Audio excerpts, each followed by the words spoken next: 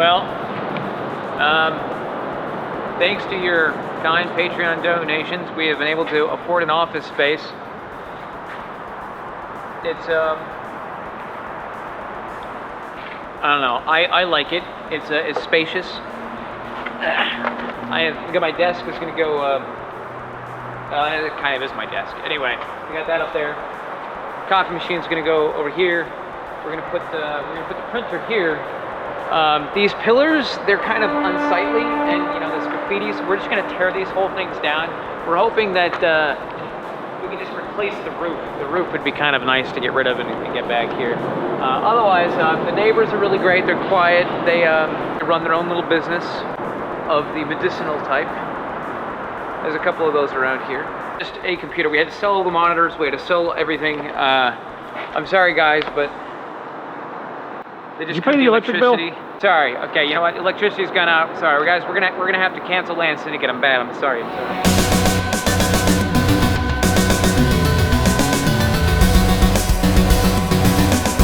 Yeah, the new office is not gonna really work out when it rains, especially since it rains here so often.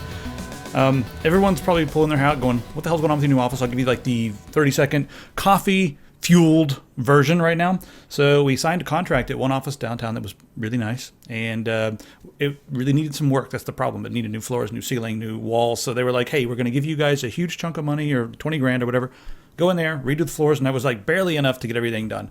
And then they came back after I'd signed the contract and changed a bunch of things, and we're like, hey, you know what? If we don't like what you guys do, even though we have to approve it in the first place, we're just not going to reimburse you. And that really killed it for us. It sounded like they were running low on funds and just were trying to find a cop-out way to not give us the office. So we didn't sign the contract. We don't have an office yet, but we're still looking. What do you mean I can't use my asbestos infused carbon nanotube fiber motherboard wallpaper? This is unacceptable. I know it's an old building. It should be allowed, but I don't know. We're doing our asbestos. Are they afraid we're going to vapor lock the cat urine smell? Because if that's what they're worried about, I've got news. We can just have a couple little old ladies move in from the old folks' home, and it'll be fine. I don't know. I don't think they liked our proposal. One of the things I had was all doors in the entire building, not just our office, must be replaced with original season Star Trek doors. So they go shh. So, but they don't think they like that. They were like, so all day long, every time someone comes and goes from the building, we're going to hear shh. And I was like, well, that is, unless the door is locked, then you're going to hear the whatever the sound is for the door locked, and then someone's going to have to say, come, or whatever they say. So, yeah. Anyway, we're still in the office. But that's not going to stop us. Speaking of stop signs, let's talk about cars. My segues are not good. Tesla Model 3 is... why are we even talking about this? We all knew it was going to be... There's a long line. People are getting in line for it. It costs $1,000. I'm just curious as the audience, how many of you guys are going to grab a Model 3? Because they're 35 grand. That's cheaper than most of the 3 Series BMWs. So, and it's supposed to be a direct competitor to that. Maybe some of the lower cost Mercedes, Cadillacs, that sort of thing. It's an interesting price point. And everyone's like, oh, they better deliver. Ugh, it's I don't know, for a car like this, it's a damn interesting price point. But these aren't going to be on the market until around 2017. So how many of you guys out there are in line to get one of these? I don't know. I don't know. I like to test drive cars before I go and throw money to reserve one. What if it's way different than the current Tesla stuff? I mean, I'm sure it will be. They're going to have to cut a lot of corners to get the price that low. They got to get their factory up and running. There's a lot of stuff going on. Do you want one, Wendell, or are they impractical for Kentucky? What if Elon Musk is actually just biding his time until he can actually get to Mars? He just wants to be the first person on Mars. That's really what it comes to. This whole Tesla thing, I don't want to say he's like checked out on the whole Tesla thing, but it's like, I've got the whole electric car thing figured out. I just need to be the first person on Mars. So buy my shit. That's so you think maybe he's got that's on autopilot, as it were? The whole car thing? Could be. Yes, that would be on autopilot, I would say. All right, speaking of autopilot, Windows is kind of on autopilot when it comes to the freaking upgrades. And now there's an interesting little tool for some of you guys who just do not want to be forced to upgrade. It's called Never 10. And you guys can probably do a search for Never10 or just grc.com/Never10. And if you want that, go ahead and grab it. It should be able to stop most of the, annoying nonsense. Just a heads up. It stops harassing you. Another interesting thing that Windows 10 does lately is whatever your preferences are for things, it blatantly ignores them. So, like, I've got a Surface Book, and in order to get the Surface Book to actually do the graphics stuff properly, generally I have to use the beta version of the Intel graphics driver. That generally works better than the one that's actually from Microsoft. But no matter what my preferences are, Microsoft is always like, let me reinstall the driver from Windows Update. And it's like, what? No, stop that. What? No, you can't install the driver from Windows Update because it's god-awful and broken. I have to have the beta driver from Intel.com that I have to manually install anyway because it's like, this isn't supported. I'm like, oh yeah, install it anyway. And it's like, oh, everything's fine. Why? Why? I got to get Linux on that thing. The Surface Book is nice hardware, but Linux's power management is really not in good shape. And so I'm sort of excited by the whole bash shell on Windows thing, but really I just need to get a ThinkPad and just be done with it. It's like the whole touchscreen pen input thing. I'm really excited about that. It's just, I need to give that up. I just need a normal laptop. That's really what it comes to. I got something for you. How does it feel to live in a time where you can say, we've got a rogue, racist, sexist, neo-Nazi chatbot on the loose? How does it feel to live in the time? What a time to be alive. So Tay is loose again. Well, not anymore. They put Tay back in her cage, or whatever it is, cage. If you guys are not familiar, reactivated.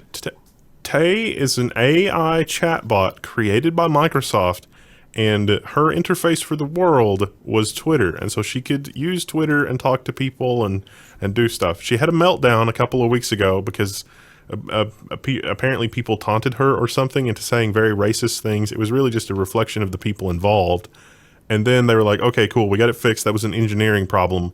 Let's release it back on the world. And then I think the tweet was something about smoking kush in front of the police. And then Microsoft was like, just hit the red button. Just turn it off.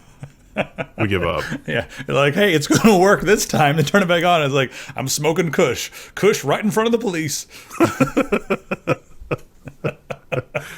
Oh, yeah. Fixed it. See, I think that they're looking at this the wrong way. I think they should maybe leave this on and possibly distance themselves from it as a study of culture as opposed to a study of artificial intelligence. It's like, well, sometimes you have to just go with what you've created. And instead of saying, Eureka, we've made the chatbot, you need to say, well, that's funny. This turned into a cultural study that's really sad, but possibly pertinent. And we need to be looking at some things that we can fix in society. Let's let this thing run and then collect the data. Or, maybe it'll explode first. I don't know. People being awful is why we can't have backdoors in encryption. People can't be trusted to not be awful universally. Not that everybody is awful, but that in a large enough set of people, there's going to be some awful people in that set. And this is why we can't have nice things. And this is why we can't have things that could be abused, that could be used to abuse the rest of the population either. They could probably team up with FoxType over here.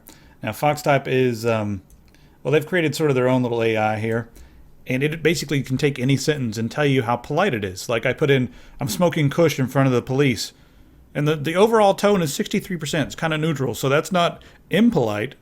I guess it doesn't have a thing that can reason and figure out if the action is polite or not. But I guess smoking kush in front of the police, if you tell someone that's not an impolite sentence. But if you say I'm smoking kush in front of the police, you idiot. Let's see what happens then. All right, let's check this one out. Oh, that's impolite. So, they should. I wonder if this will become like some sort of a filter in the future when politeness is key. If they turn this loose on Xbox, it would be very quiet in the Xbox Live community.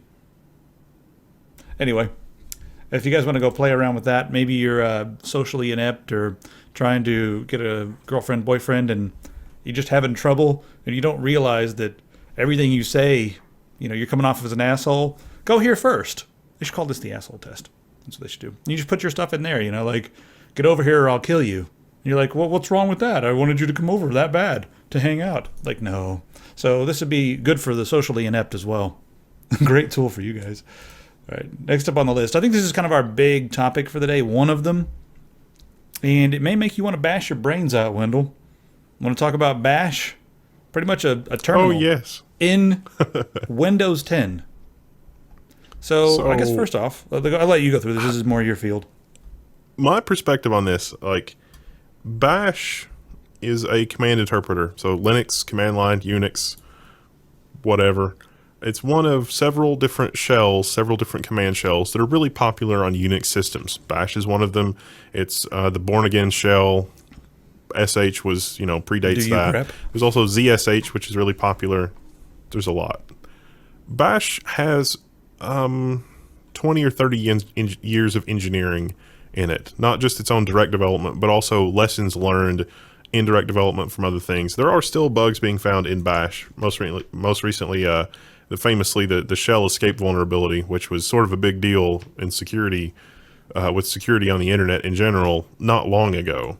And so Microsoft is sort of discovering that a lot of people prefer to use Bash over PowerShell, but also a lot of people have Windows workstations with Linux servers. And it's like, this is interesting. And so they've worked with Canonical to actually get Ubuntu to run on Windows, but not really exactly in an emulated or in a virtual environment, but more kind of in an emulated environment, sort of a syscalls being sort of rewritten on the fly to be Bash compatible. Similar to Wine, I would imagine, because it creates it creates a user space as well. There's a picture of that here. There's the user space. It's inside your folders, inside your app data, local whatever, LXSS is where they put it. And then you have your rootfs. And then there's like basically your, it's like a little Linux environment or whatever, a directory structure. You've got your home and everything else, boot and whatever. So that's kind of interesting. It's stored with your profile. And kind of like Wine does. Wine has its own set of... and the other thing that's really interesting is while you're in the bash shell, you can just mount the C drive or mount whatever. Anyway, go ahead. Well, it's really... It's almost a full Ubuntu environment, sort of, kind of. I tried to set this up on the Surface Book, and it did not work out for me. It actually ended quite badly. You have to use like the Redstone developer preview something, and it was bad. It ended very badly. I never did actually get it up and running, so I'm not sure if I've actually got the actual right thing that I needed to use or not. But, Microsoft has PowerShell, which is their command line environment, and they've iterated on that to the point that it is actually a useful tool for managing your system and managing servers and automating a lot of tasks and doing a lot of really cool stuff. Unfortunately, PowerShell does not have 30 years of engineering behind it, and so it is going to be inferior for that reason. Now, it is a sort of a different approach and does some other different stuff, and will we see PowerShell commands on Bash? Will we see this, that, and the other? I don't know. Will we see app development stuff? It's possible. Where Microsoft has gone with Visual Studio, I think, is just as interesting as where Microsoft has gone with this whole Bash Windows thing, because there's also some announcements that they made this week regarding Visual Studio and some open source tools that are available on Visual Studio for free now, even in the free edition, that I think is sort of exciting for cross-platform development. But like with all things Microsoft, there's a part of me that is saying there is a Trojan horse here somewhere. Where is it? What is hiding inside the Trojan horse? Is it going to be a bee sting, or is it going to be like a fatal cobra bite? I don't know. Well, the first thing I want to do, I want to ask a couple questions that I think a lot of people in the audience are wondering about and have us chat about them. Probably you answer them. And then I want to look for that Trojan horse just a little bit, or maybe have a bit of back and forth on it. But first off, does this mean that you're going to be able to run Linux applications, like, just DEB files in the future right there in the Windows environment through this? Is that going to work? Yeah, so there's some people that have had more success with this than I have made some posts where they're running some bash scripts that go hilariously wrong in some cases, but some other bash scripts that actually do work the way that they're supposed to, basically. I mean, in terms of like, running wget and checking mount and ps to see what processors are running, and those commands actually worked okay. So it's kind of surprising. I don't know exactly how this works because I haven't had a chance to play with it because I couldn't get it working because it basically bricked my Surface. Thanks. But I will, and we may have more details about this in the coming weeks. For now, we're just going to announce it and be like, hey, you can run Ubuntu on Windows, but it's not really a virtual machine. It's really running Ubuntu on Windows. And yeah, maybe an application compatibility layer. That'd be great. Don't know yet. though. You know, I'm really looking forward to SSH without having to use PuTTY and all that. That's going to be really awesome. The other thing is aptitude. Now, you should be able to use that to install or just do stuff in the Ubuntu environment, but I wonder if there's going to be a repository of Windows programs that will work on the Windows mounted areas, or is it going to be totally separate? Is there going to be an obfuscation layer, or do you think this is going to integrate to the level we're up? No, you don't think that'll work? Yeah. I dream of being able to update my NVIDIA drivers in Windows with aptitude. You know, hilariously, you could actually do a lot of that with PowerShell. It's just that the internal company adoption and user adoption of PowerShell for those kinds of tasks has basically been minimal. In terms of like using PowerShell for app deployment within the enterprise, though, there's probably a bunch of system administrators in the audience that are like, "Oh my God, PowerShell's amazing! What are you talking about?" But you know, for home users, not so much. Right. All right. So let's talk about this Trojan horse for just a second. Now, Microsoft has a pretty weird history where they would go into the open source community or the Linux community and they would take some features and then start implementing them into their own things. And these are features that have been around for a long time or were normally open source. And then they would be the whole classic webcomic that we've all seen where like Linux has the features and they're like, "Hey, Microsoft, check it out. I made this." And Microsoft looks at it and goes, "You made that?" And Microsoft holds it and goes, "I made this." So, and then they start harassing. If I could just interject for a moment, we will call it NSA/Windows, not GNU/Windows. I knew this was going to happen, but we shouldn't stall, man. Anyway, let's keep going. This has really turned into bad pun hour. I mean, what have I done? Oh God. Yes, everyone now can bash your brains out. Let's keep moving. Do you grab? Where was I? I've totally forgotten. Something about Stallman. Oh yeah. So what if Microsoft starts taking some of these features and maybe in the next year or so they start to bother and harass open source developers? Maybe they start bothering the Ubuntu guys and just being like, "Hey, listen, we don't want you guys using this anymore." I mean, there's that. Also, I'm wondering if they're doing this in an effort to secure more space in the server world or possibly move people away from Linux, because right now, with everything that Microsoft's doing, locking down a lot of their platforms, especially for gaming and that sort of thing, we have, and on our website it is very apparent, Gabe Newell, all these guys, there's a major push for Linux. We've got new APIs coming out, and people are starting to slowly move over there. And I think Microsoft might be trying to nip that in the bud, being like, "Listen, you guys can have your development environments right here, and we're gonna be cool. See, we can be cool too. Don't go over to Linux. Stay here." So I don't know. What do you think about all these different things? We know that Microsoft has been playing dirty pool with the Android patent situation, and that does not bode well for where the future is going here. But Microsoft is a huge company. It could be that the left hand doesn't know what the right hand is doing. What I fear happening, though, is that a lot of technology that is really invented first in an open source space does not really bother trying to protect their intellectual property as well as they should, because even though it is open source, there is an intellectual property component to it.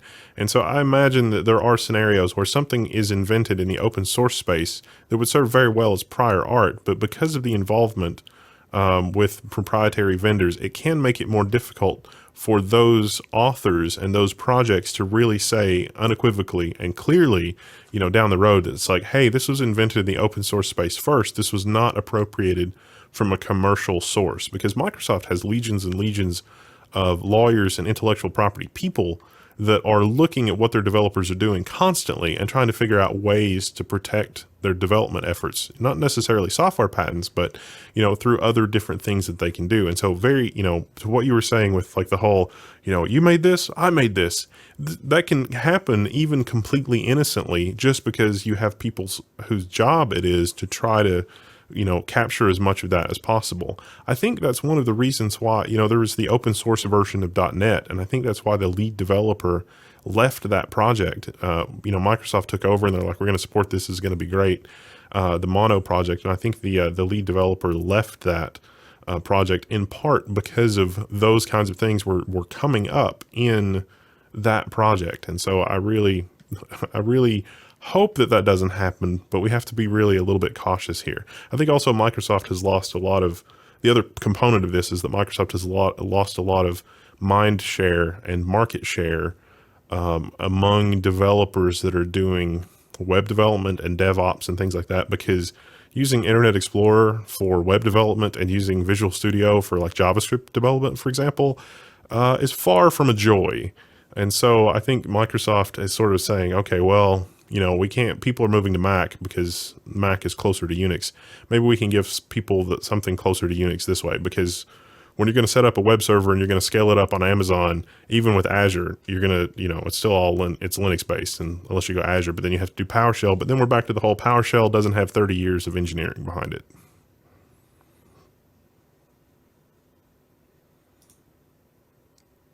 Oh no, you're muted. Guess we'll just need to watch and see. I don't know. And once we get it, I guess once they roll it out for real, then we'll have more to talk about. We'll probably do some videos playing with it, because I think it'll be kind of a significant thing when they roll it out with the whatever next build it comes out in. So, well, keep looking forward. I can give you the TLDR version.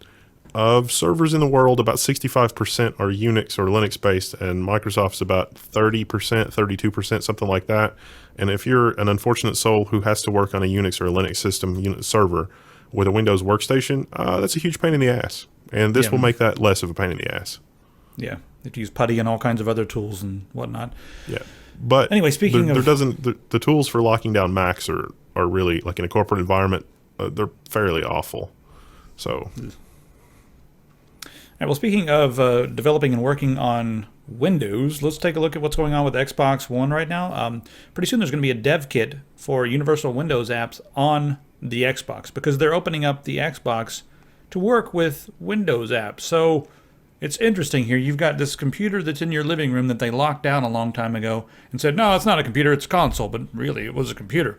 And now they're like, no, it's kind of a computer again. So but it's incredibly nerfed as far as what it could do if you had like a full installation of Windows on there, but it's slim enough that it's not going to be as much overhead as you would have on a regular desktop, especially with the limited hardware. Anyway, they're bringing apps over to your Xbox, and pretty soon they're going to enable a developer mode for people who are making apps so that they can make sure that their apps work on the Xbox. And then people will be able to pop open their dev home environment and play around with things on the Xbox. Kind of an interesting thing that's going on there. The Xbox computer Microsoft is finally promised a computer. this when the Xbox One was launched, and they didn't deliver on that promise until now. So that kind of sucks. I think there's an episode of the Tech where we postulated that one sort of doomsday scenario that Microsoft could do, because Xbox x86 hardware, graphics architecture, it really would be up to Microsoft. Microsoft could make it imminently possible that you get a USB drive, and then all of a sudden your Xbox One games will work just fine on Windows. That is completely within the realm of possibility for Microsoft to do. There's not really anything special in the Xbox One hardware that would prevent them from doing that. They could combine DRM and disk reading in one USB appliance, and then it's like, ta-da, you've got your games all running on a desktop PC, or your games running on an all-in-one thing that's full Windows. Or they could move the whole Windows kernel to the Xbox One and have that be a Windows machine that can also play games. That may be just as likely. I think those are two possibilities that we said would make a lot of sense. And I think if they're finally coming around to do that in the long term, that's really good. But really what this application development kit does is open up the platform for developers to be able to do whatever. But Microsoft promised this 2-3 years ago, so I think it's probably too little too late. If they'd done that from the beginning with Xbox One, can you imagine where Xbox One might be today? I mean, people will be doing a lot of innovative, interesting things with it. I think Microsoft was too afraid that what happened with the original Xbox, the original launch day Xbox, which we could also accidentally call the Xbox One, or the first Xbox, not confusingly at all. That was a P3 733.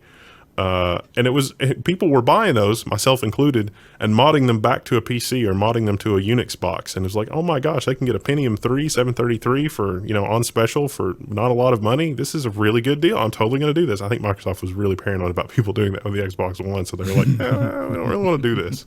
With their AMD APU and all that sort of thing in there. One of the things I think that would be, okay, I'm all for this kind of stuff. A lot of people are going to be like, no, consoles are not allowed to have this kind of stuff. I okay, the whole console peasant idea, this would sort of remove a little bit of that, because all of a sudden now they would be able to do more. They would be able to do like, not as much as you can do on a PC, but they would be able to develop, they'd be able to play around, they'd be able to use different apps. So it would make it a different sort of platform, and it would also make it a platform where people are able to learn and do things, possibly hone their skills, possibly develop skills that could help them get a job. And so it becomes more of a multi-purpose appliance. And I think that the more people that have a tool like that in their hands, the better. So that's just my opinion. I want to know what you guys think as well. All right. Oh yeah, this is like the last day that you guys can get these ridiculous tie-dye shirts on epicpants.com. So I'm wearing one now. This thing's ridiculous. Yes, this ridiculous shirt. You guys get a bit better. There you go. See this thing? It's ridiculous. Anyway, this is like the last day you can get that.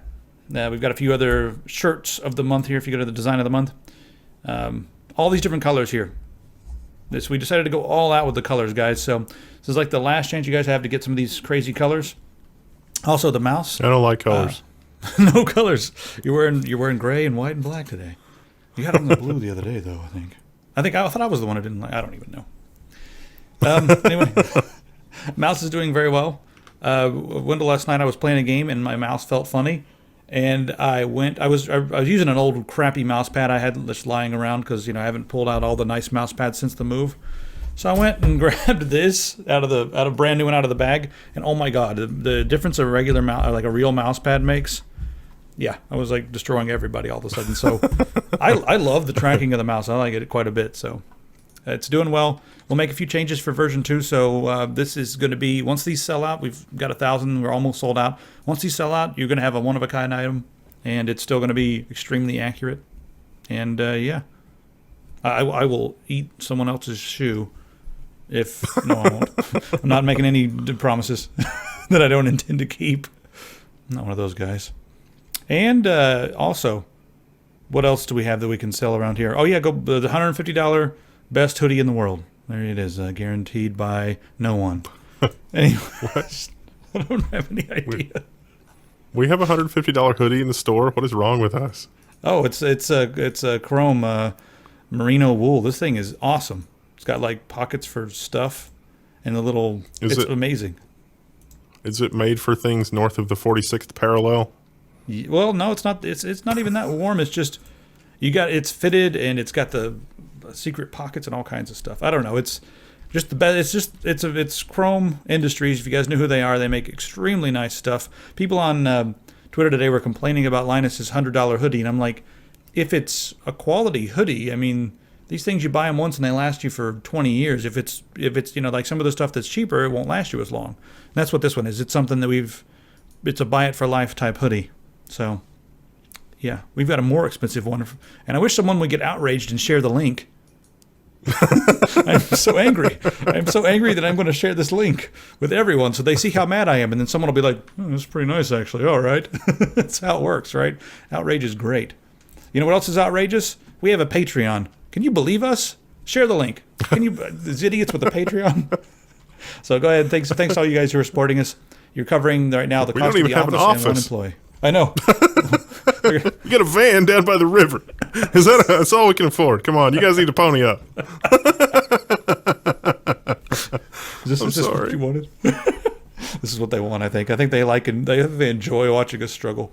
Now everyone's just left Patreon. The eye struggle. All right, guys. Thanks very much. You guys are awesome. Except for that one guy who keeps giving us money, then thinking he can tell us what to do. You're not awesome, but the rest of you guys are awesome. Let's talk about this FBI encryption war business right now. In relation to Google, this is an interesting article that came out on Android Authority. That sounded weird. I don't know why. But the ACLU went through and just, since 2008 uncovered 63 cases where the FBI had demanded data from Apple or Google and all this sort of thing. And I wanted to mention this article just because I want to send the idea out there that, hey, this is not a brand new thing. This is not like all of a sudden Apple denying them access. It's not like they've never had access. They send subpoenas. Google and Apple and all these companies give them the data if they think the subpoena is appropriate. That's the way things have worked. It's usually on a case-by-case basis. And this time Apple decided to make a bigger deal out of it. maybe for marketing, maybe because the thing that they wanted was actually bigger than that. They wanted basically a backdoor that could just give them access to everything. So it's different when it was a case-by-case basis. Well, it was a case-by-case basis, and the FBI did end up getting access on their own and has proceeded to unlock a bunch more phones in a bunch of other different cases using whatever method it was that they ended up to get access to it. But again, all of these things were for specific phones and or specific data in Apple or Google's possession. If you have your iCloud backups or you have your, backups to Google, even if they're encrypted, they can be turned over to law enforcement. And depending on how they're encrypted, those encrypted things are not capable of wiping themselves. It's just data. And so whatever programmatic attacks anybody can come up with once that data is provided, this is sort of how this works. And Apple, I think, is a little bit ahead of Google on this because it turns out that, like, you remember all the celebrity nudes, like when all those were leaked?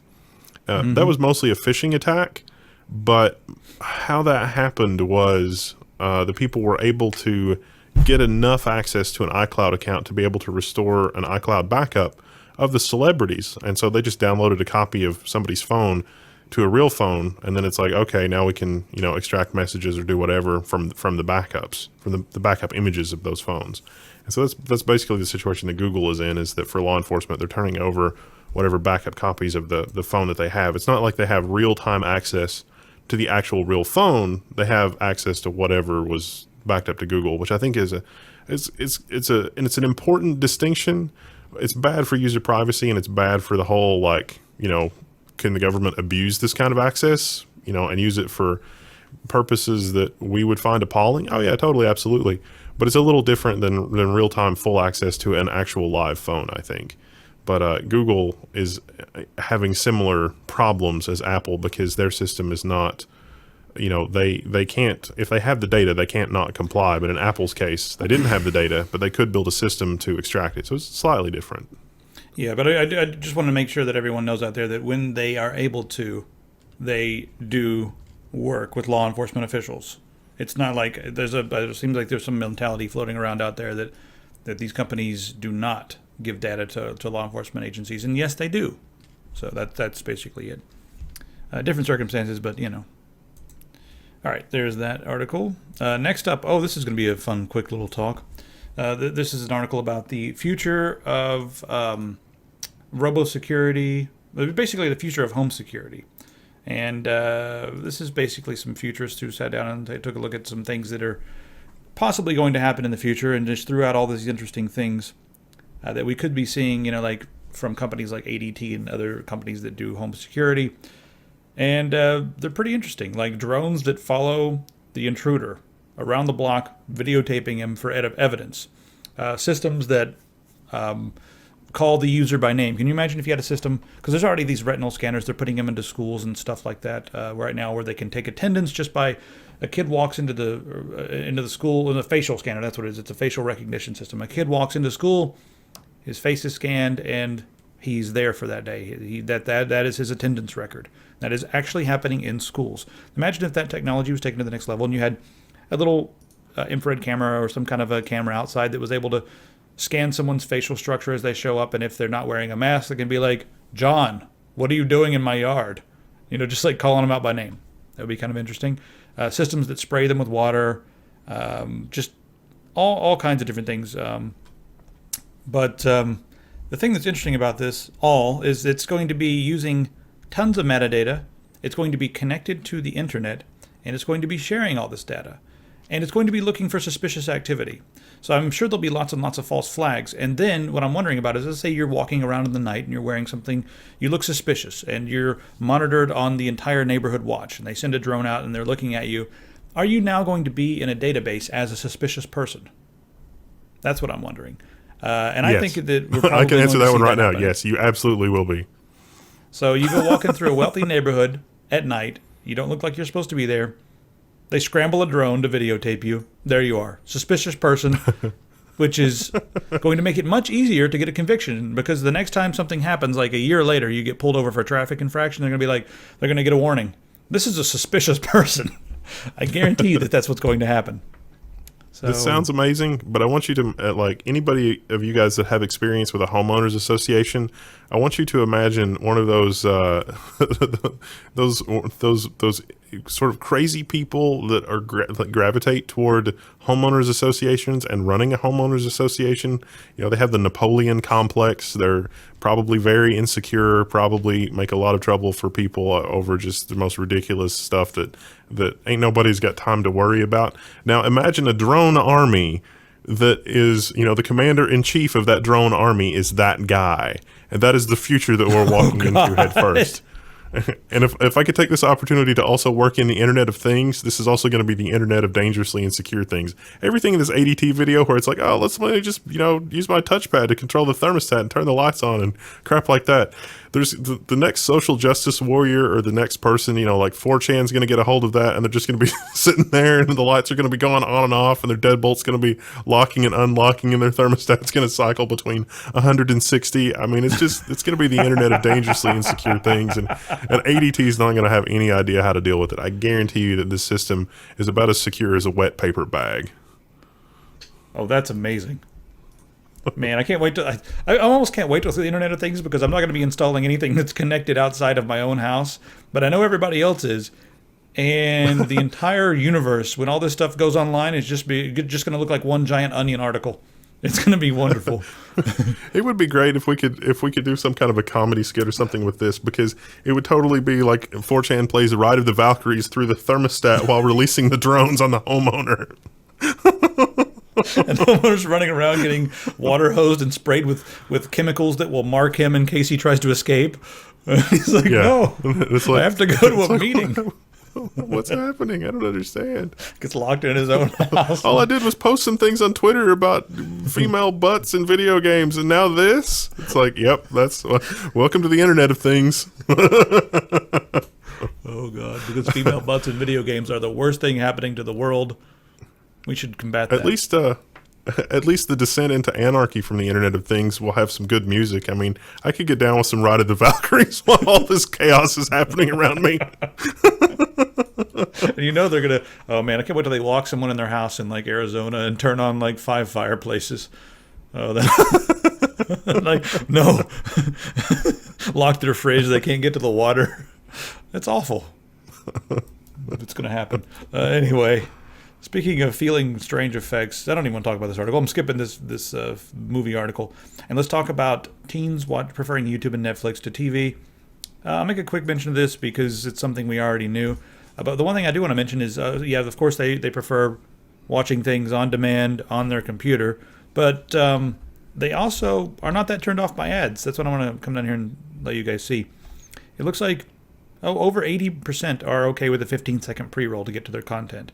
Once you get down to a 1-minute pre-roll, still half of the people out there are okay with a 1-minute pre-roll. I am not okay with a 1-minute pre-roll. 15 seconds is it for me. I can deal with that. I know that's going to take care of the content creator and keep them in business so that they can keep making the content that I'm ingesting.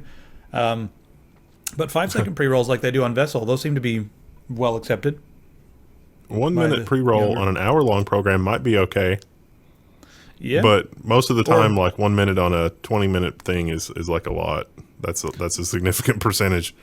Maybe a few 15-second pre-rolls peppered throughout to, help the content creators continue to make their content. Maybe. Well, look at television though. I don't think this survey was structured properly. I really have a problem with this because, for my own informal familiarity with this.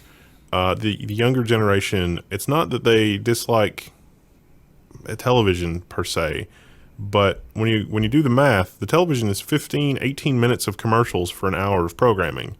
And the people that are younger than I am that I've talked to and that have worked on stuff with this are really upset that it's 18 minutes of commercials for, per hour of programming, basically.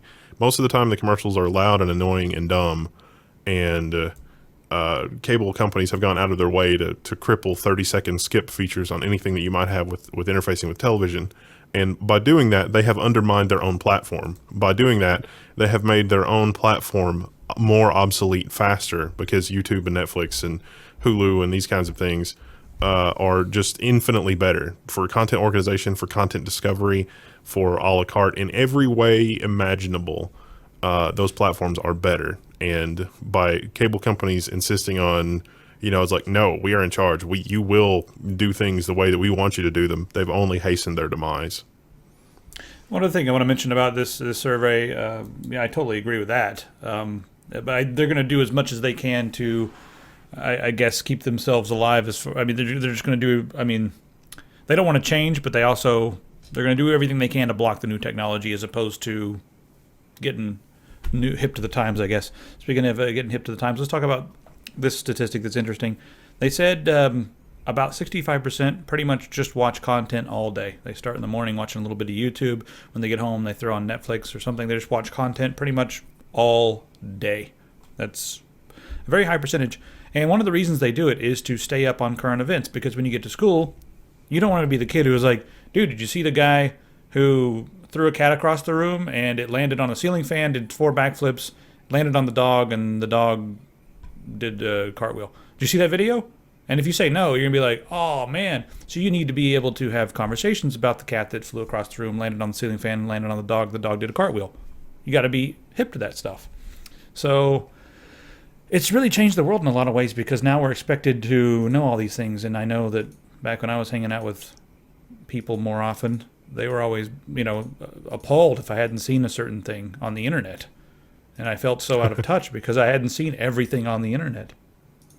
And then it's almost like we're like, oh man, you're not as cool as I am. So I wonder if that's, if you're a younger generation, high school, whatever, is that what it's like? Are you being judged, or is it like more of a sharing thing? Like, oh, you have to see this now. Or is it like, oh, dude, I saw that way before you did because I'm cooler. Do they use it as a way to measure? I don't know. I think the internet has really changed a lot of our culture. And I think the internet has changed in itself now. It's all filtered through a few different things like Facebook and Google, as opposed to being like the old school where it was a bunch of smaller communities. Now everything is filtered down into this one stream of everything you need and have to have. So. I think that if there are any marketing people that are watching, or people that work in the marketing industry, I'm going to take a guess about if you guys will permit me to ramble for a minute. I can take a guess about where this goes, because this sort of ties in.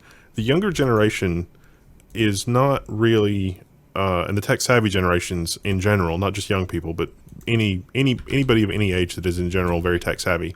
There is a way to have marketing that does not involve big data analytics with marketing and data analytics companies down our throats, in terms of like, let's see which ad will psychologically manipulate them the best. This has been the case since, the dawn of Bernays. How can we convince them to eat bacon? How can we convince them to have, a hearty breakfast? How can we convince them that, Febreze is a thing that you should buy because you're a dirty person? How do we market it? How do we, how do we? That's how they want to market it. I've got some better ideas. And I think that the future of marketing is that you have role models. And kind of like us. I mean, you guys support us through the store, and, we try to be good stewards of the people that sort of look up to us. Like, what products are you using, what this, that, and the other.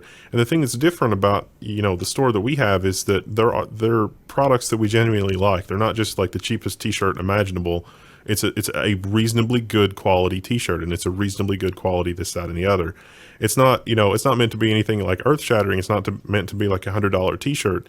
But instead of marketing data on all the people, you can just have leaders in different categories that people would follow. And so you can look at it and you can be like, oh, Martha Stewart recommends, Williams Sonoma and blah, blah, blah. And you can look at, Martha Stewart's preferences for everything, or you can look at our preferences for everything. It's like, I'm a diehard, IBM Model M user.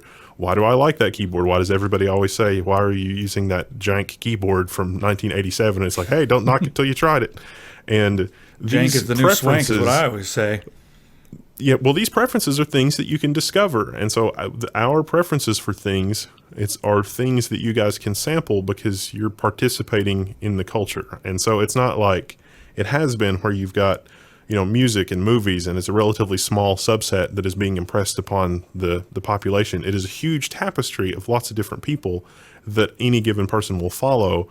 And so making it easy for companies to give easy accessibility to the preferences of all of the people that you're interested in means that you yourself, you give up no personal data.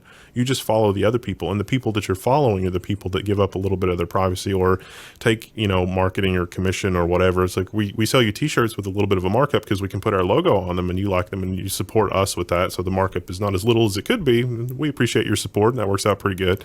So this kind of opportunity is how it's commercialized, but it's completely different than the marketing world is used to. And I think that there's going to be a dramatic upheaval in the next 5 to 10 years. And when I see surveys like this, and when I see, content creation, and I see how ads and stuff are put together, and that product placement is much more effective than pre-roll ads, that explains why. And it's just that the industry has not been clued in to figure it out. Yeah, we've turned down a lot of stuff in the last, and especially recently, we kind of need the money for the office and that sort of thing. And I've had to just look at some of the offers and breathe out. Like, we're not going to do it. We are not going to do it. And I've actually had some vendors recently, I'll say this because you guys, the audience, you deserve these things. Had some vendors recently be like, yeah, we're not going to work with you guys because you, quote unquote, don't go down as far as the other YouTube channels do on us. And I was like, really? All right, good. Well, we're not going to. So I'm glad that they do it for you. We're not seeing each other anymore. I'm sorry. So we want to let you know that we do even curate our ads to a certain extent, which it's rough, but every now and then there's something that we think is not a bad product, and they want to throw some loot our way. We're like, yeah, we'll do it. We'll let you guys have an ad. Some ads at the beginning of the video that we don't endorse, or maybe a little different, but who knows. Anyway. Yeah, and that's why you guys are going to see so many more videos for like the 1976 stovetop stuffing unboxing. More of that's coming. Telling you, I kind of want that shirt, Jank, is the new swank with the Model M on top. Would you guys buy that? I'd buy it. I'd buy 2 of them in 2 different sizes for when I'm having a regular day, when I'm having a fat day. Model M is amazing. There's a guy that's got a Model F on the Kickstarter, which is the predecessor to the Model M. It's a little easier to wire, capacitive switch with the buckling spring, so easier to do in-key rollover. Although in-key rollover is possible with the Model M if you really, really do some interesting things. Interesting. All right, so we were just talking about cable TV and all that sort of thing, and I guess this is a good time to talk about Netflix and their growing catalog of original content. Right now you have a lot of the different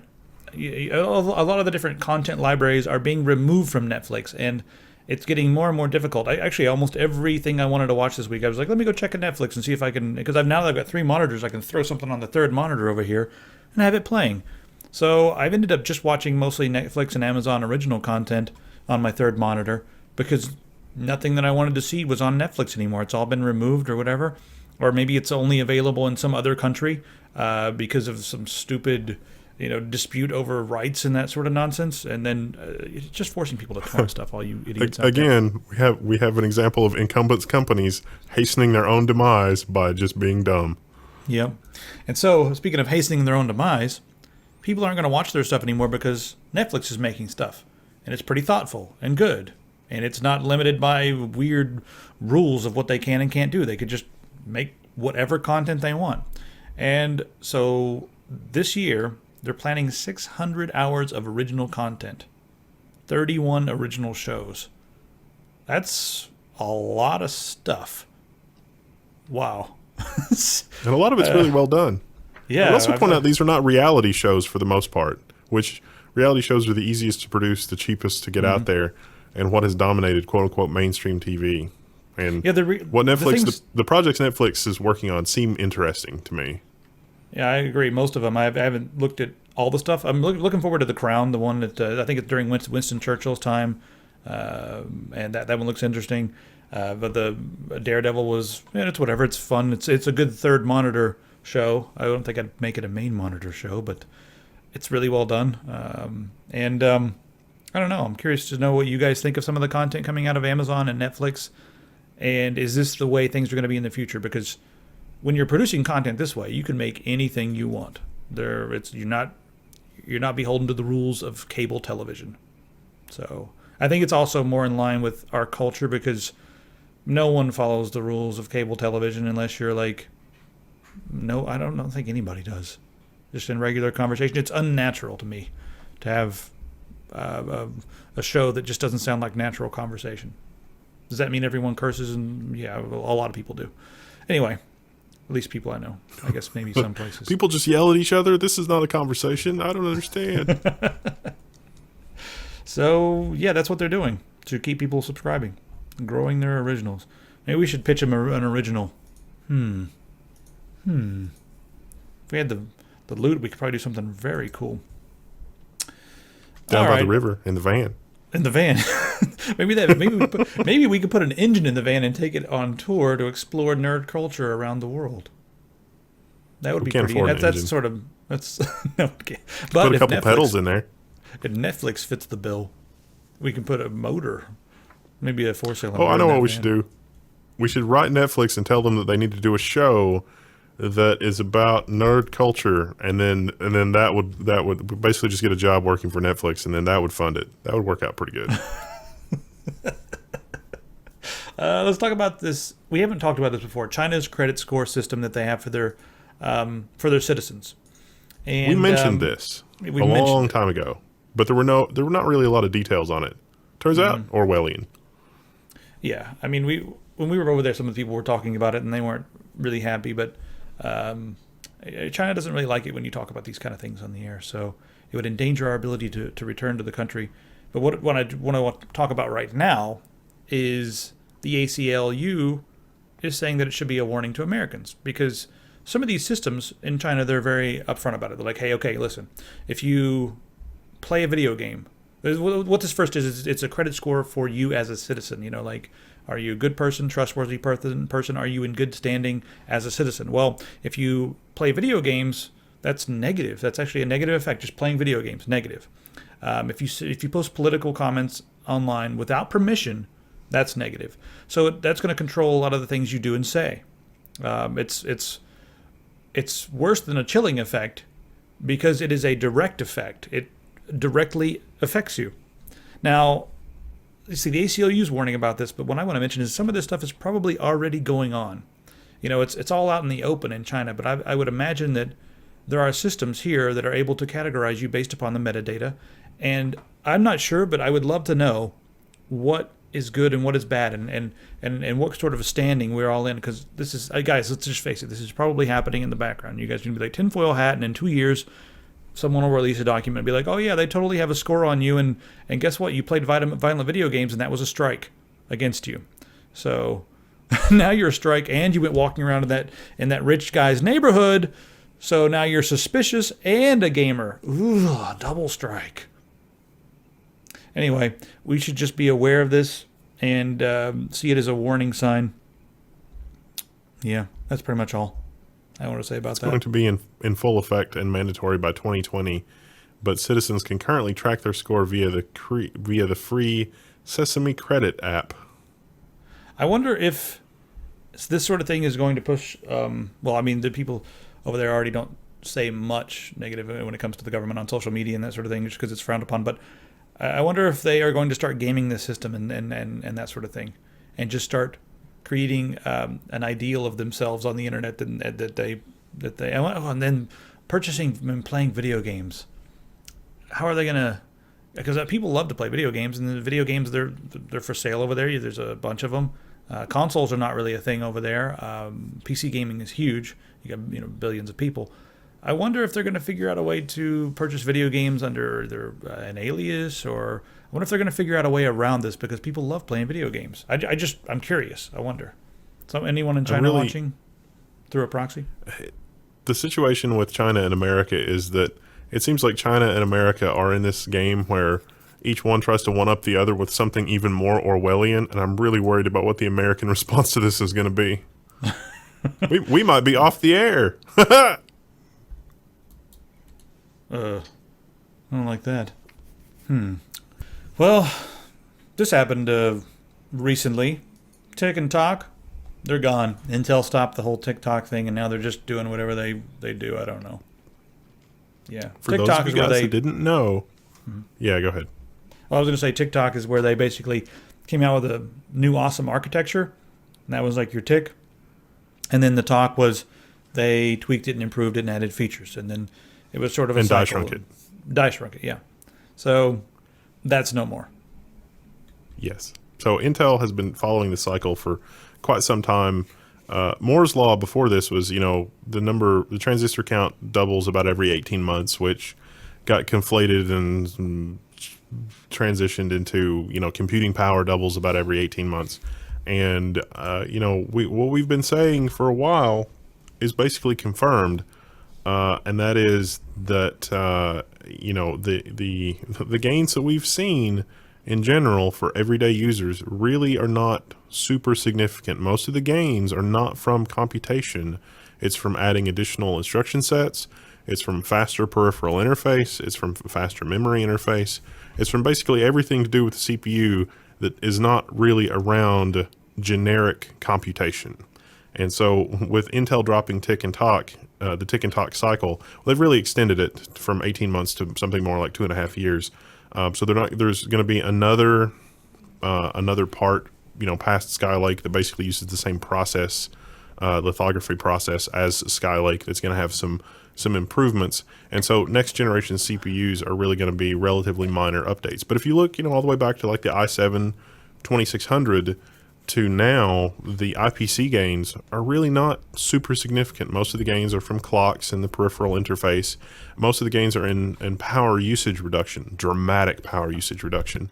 And the same thing is following suit with ARM. I thought this Extreme Tech article was interesting because it's looking at ARM, and this whole process that's happened over the last 20 or 30 years with Intel in general has happened in a very short amount of time with ARM, because ARM is you've got the one graph there for IPC gains, and you see that most of the gains are related from going from a 1 gigahertz phone CPU to a 2.6 gigahertz phone CPU. But also the thing that they don't really talk about is that, when we talk about phones that have quad core, it's a quad core processor. Those 4 cores are not the same. It's not like an Intel desktop CPU. There's usually 1 or 2 low power specialized CPUs and then 1 or 2 specialized high power CPUs. So when the phone's off or asleep, it's using the slow, low power CPUs. And when the phone is awake and doing stuff, you're using the other more power hungry but faster CPUs. So you get, it is quad core, but it's not really quad core in the way that you're thinking. It's quad core in that your workload is shifting between things. And so for desktop workloads, this release cadence, 18 months, is basically too fast. Intel's room for gains are more in the server market, and probably also ARM's options here are also more in the server market. It's like more cores, more this, that, and the other. We might see CPUs in the server market that have 50, 100, 250 ARM cores, things that are massively parallel, and workloads that are suited for massively parallel machines, things like web servers, to a lesser extent database servers, but still useful. So it's really sort of interesting that Intel has officially come out and said, look, tick-tock is basically dead. This 18 months release cycle is crazy. We're not going to do that. We've got engineering challenges, and we've got to improve all this other stuff. We think we can get enough improvements out of ABC and X, Y, and Z. So the next major improvements are not going to be around processor speed increases, probably going to be around SSDs that use the memory bus. It's like, we're not plugging in RAM sticks anymore. We're mixing RAM sticks and SSDs in the RAM stick slots because we've maxed out PCI Express now. PCI Express is too slow for Flash. What a time to be alive. A quick mention on this Tor business, because it's just happened in Seattle. Over the top. I mean, the article's not over the top. It's just people are shaken up. There's some security people who are they here?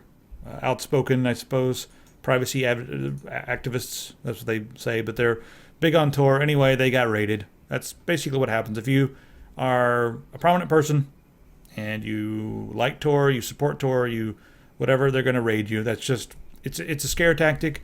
They were looking for child pornography. So they raided their home in Seattle, 6:15 a.m. in the morning, looking for child pornography. Obviously, there was no child pornography there. It'd be funny if they found it. They're like, whoa, we weren't even looking for this. Well, yes, we were.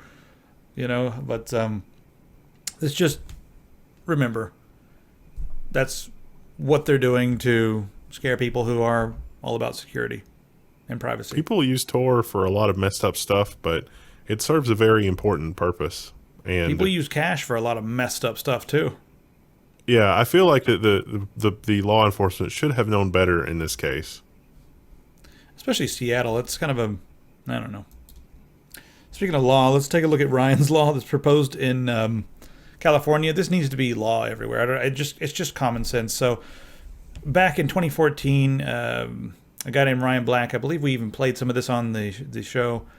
He recorded an 18-minute phone call where he's trying to cancel with Comcast, and you guys know what it's like to try to cancel your subscription to your ISP or your cable company. It's like, well, let me just ask you 100,000 questions and make your life a living hell for the next hour or so. So I did a pretty good job canceling with Comcast. I just got really, really weird, and she didn't know what to do, so she got rid of me.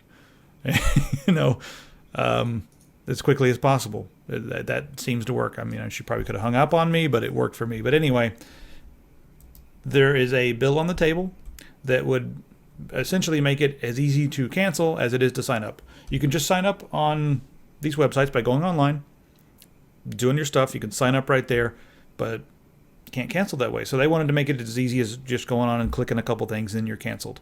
Why is that not a thing already? It should be a thing everywhere. Yeah. Because Comcast? Yeah, wasn't it last week or the week before that we talked about Comcast threatening to bill somebody for a contract on a internet circuit they never provided? It's like, oh, you're still on the hook. And then some news article asked about it, and they were like, oh, whoops, they're bad. So, yeah. I don't know that we need more laws to get companies to act like reasonable reasonable procedures, but good Lord. So the Internet Association, which is a large association that has many huge members like Airbnb, Amazon, Coinbase, Google, Reddit's even on here, but Reddit, they've been crossed off the list here. So anyway, they came out in support of the TPP, which is probably one of the most ridiculous evil. It's the Trans-Pacific Partnership. It's designed to subvert individuals in favor of corporate rights around intellectual property mainly. You guys can read here for the details, but it makes it criminal to tinker with some of your devices, and it's just the copyright stuff is just now controlled by international corporations as opposed to governments, and it's going to be one of the worst things ever for individuals. So Reddit came out and said, you know what, we're going to distance ourselves from the Internet Association. And I'm going to be watching to see which of these companies also do the same. I don't imagine Facebook will, because Facebook has kind of been secretly for the TPP all along because they're evil. But I would hope that Coinbase, Airbnb, Amazon, Google, Netflix, Pandora, PayPal, all these things, all these companies here have attached themselves to this now toxic association. So all these companies, you need to let us know that, you're going to distance yourself. All right. Next up, how about the Cyber Olympics? This looks kind of cool. So in, where is it, Sweden? Zurich. Switzerland, I'm sorry. Take place in Zurich in October. I would love to go to this. I really want to go to this now. So what this is it's the first event of its kind, whereas in the regular Olympics, cybernetics and that sort of thing, that's illegal. You have to be all natural. You can't even use enhancement drugs or anything like that. But this one, they're just basically measuring the technology basically where it is right now. So some of the competitions will be simple things like being able to traverse uneven ground, walking up and down stairs with an electronic prosthesis, using a false arm or a false hand to open jars or do things like that. Open jam jars. That's going to be...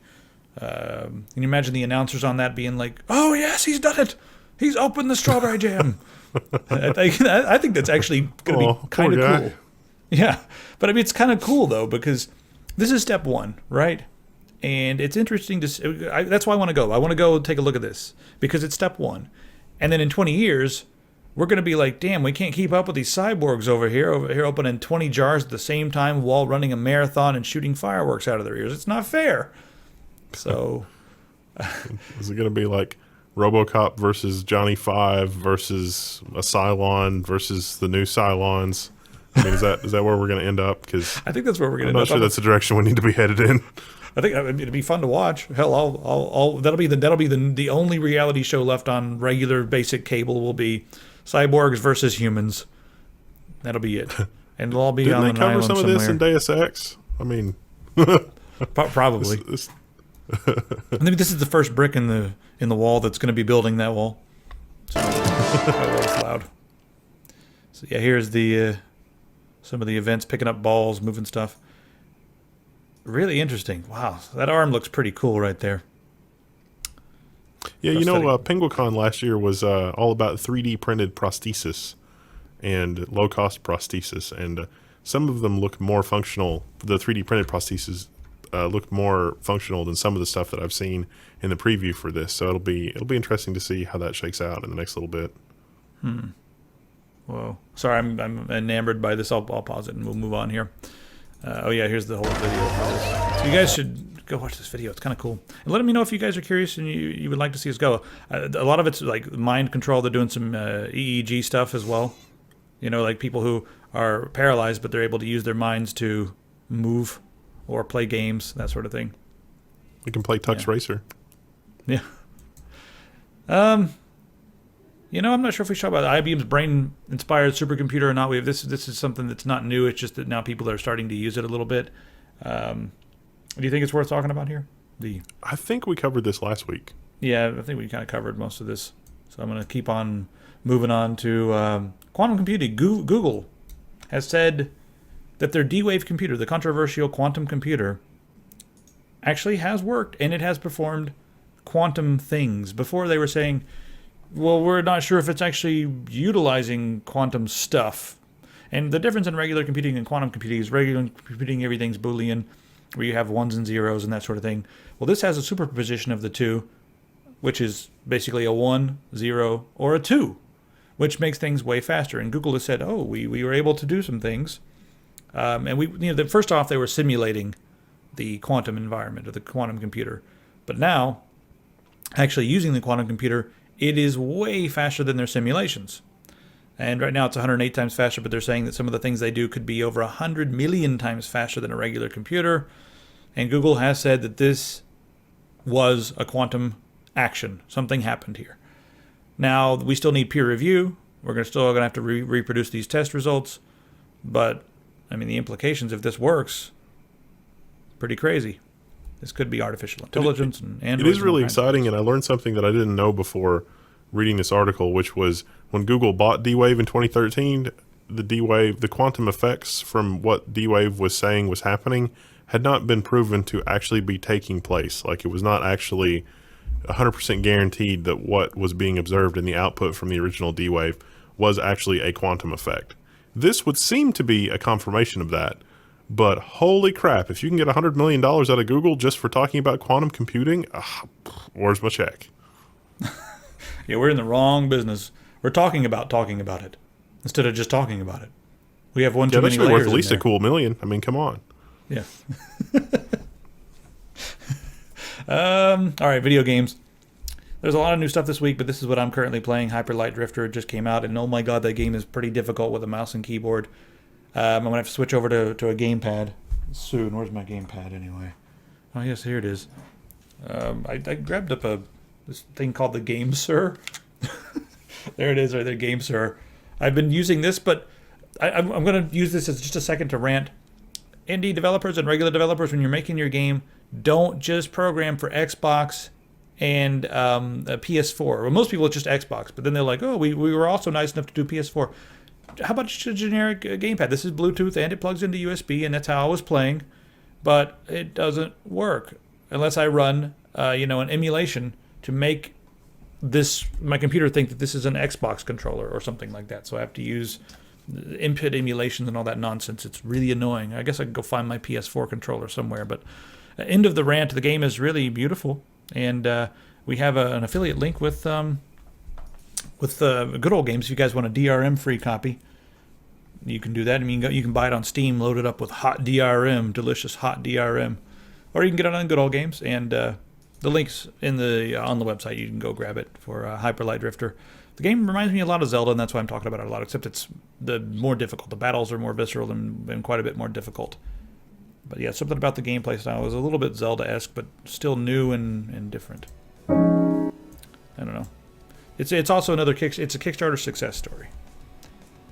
So I'll be curious to see how the reviews. I've only put about maybe an hour and a half into it right now, but it's pretty. and interesting. If you liked Link to the Past, maybe you won't like this. I don't know. Maybe you will. It's interesting for sure.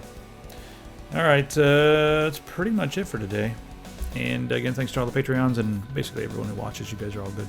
But let me know what you guys think of everything, but on the website, because that's where we read the comments. See you there.